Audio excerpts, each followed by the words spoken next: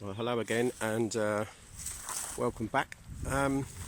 This one's about wood. So to say I've got wood is a bit of an understatement. I've got it everywhere. Some of it ready to be sawn up.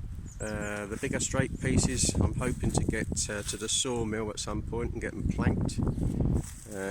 Can't see a lot at the moment because of everything's covered in snow, but these pieces here I've selected and separated out because I think they'll all be quite nice at a later date if I put them on a lathe and do some turning with them. So I've got some more here, which last week I started to cut into sections. I'm hoping to be able to get access to a log splitter so that I can split them all into sensible sized pieces. So there's a whole stack here ready to be cut up or something done with it. In the distance there we've got a pile of twigs which I want to put through a chipper so that we can burn them in a ray burn next year. And here another pile, and got some machinery around here, but I'll do a separate video on that. And some pallets. I got some pallets yesterday from my friend, the builder just down the road.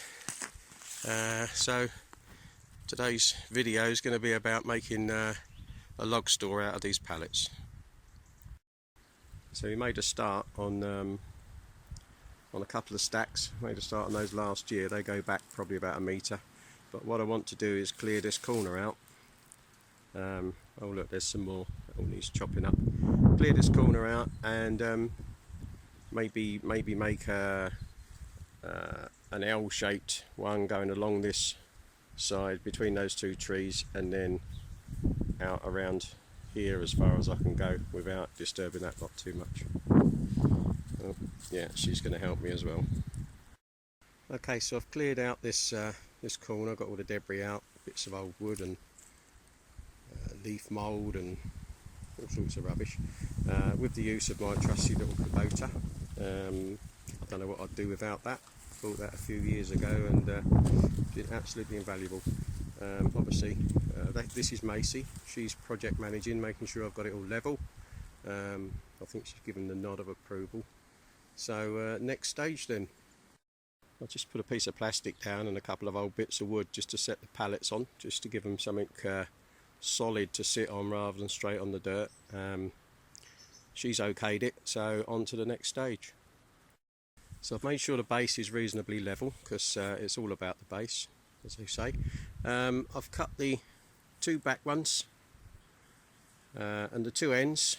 I won't bore you with the details. George Michael, rest his soul.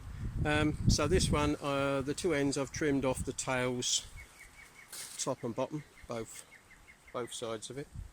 The backs I've only trimmed off the inside, top and bottom, and you'll see how that all comes together when we nail it up in a minute. Obviously it's all done with a chainsaw. You'll see no T-squares or pencils or anything in this project. It's a case of if it can't be done with a chainsaw, it can't be done.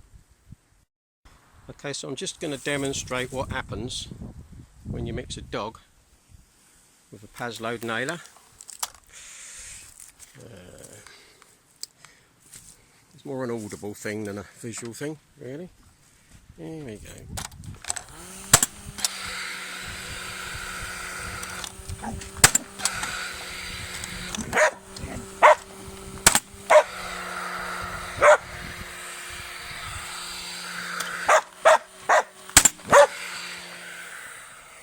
Slightly annoying. So here's what we've got so far. We've got one of these, it's not a roof, it's going to be an intermediate stage panels nailed onto the top there. There's another one got to go on there, obviously. And then what I'm going to do is I'm probably going to go up another half, there's my finger, another half pallet up there to give it another 2 foot. That'll make a nice size, and then I'll put a a piece of corrugated iron roof on it just to keep the worst of the weather off, and there we go. But unfortunately I've run out of pallets now, so I've got to try and nick some more. Borrow some more. The Paslode nails, by the way, that I'm using in this gun at the moment are from a UK company, Bulldog. They were by far the cheapest, by a long way. It was cheaper to buy them in the UK and have them shipped over than to even think about buying them in France. Bulldog. So I managed to get another 10 pallets off of my old builder mate down the road, Laurent. I've put some of them in, as you can see. What I've done with the end ones is I've just cut the backs down, so that obviously there's a bit of a slope for the corrugated iron to sit on. Just turn that around like that, nailing them in place, and I'll update you when I've done. So far so good. I'm quite pleased with the way it's looking. Just have to keep telling myself it's a log store, it's not a piece of furniture, so it ain't going to be perfect. And well, I've just been using the Paslode gun again, so the dog's exhausted obviously. Yeah, I've got a load of those nails out. I was just thinking about all the thousands of nails that get chucked away. When I was a kid, my dad just used to get old bits of wood, salvage the nails. We had a bit of a production line going on, some that were bent that needed straightening out, and some that were still stuck in wood, and we'd straighten them all out and put them in jam jars or tobacco tins. Nowadays, of course, it's that. Right, so I've just found an old piece of galvanised corrugated iron, nailed it on there. Perfect fit between the two trees, 3 metres exactly. And I'm going to find my way down on my trusty Kubota step ladder now. Well, there it is. You can see I've had a little play with some logs. It's all quite sturdy. I've just got to put some slats in the back there. I'll probably put a piece of mesh or weed control mat in across the back, just to keep the driving rain out, just let air through it to circulate. Oh, and a little surprise there, look, tool storage. So this stack of logs has been here probably about 5 years now.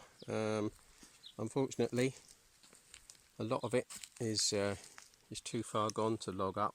It's all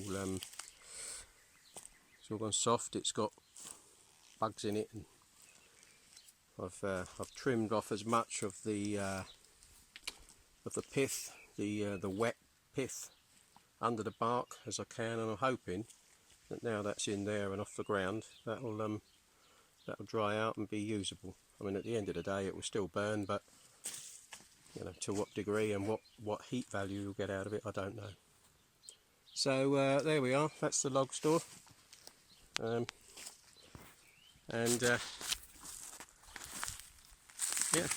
finished article. Pleased with it, and thanks for watching.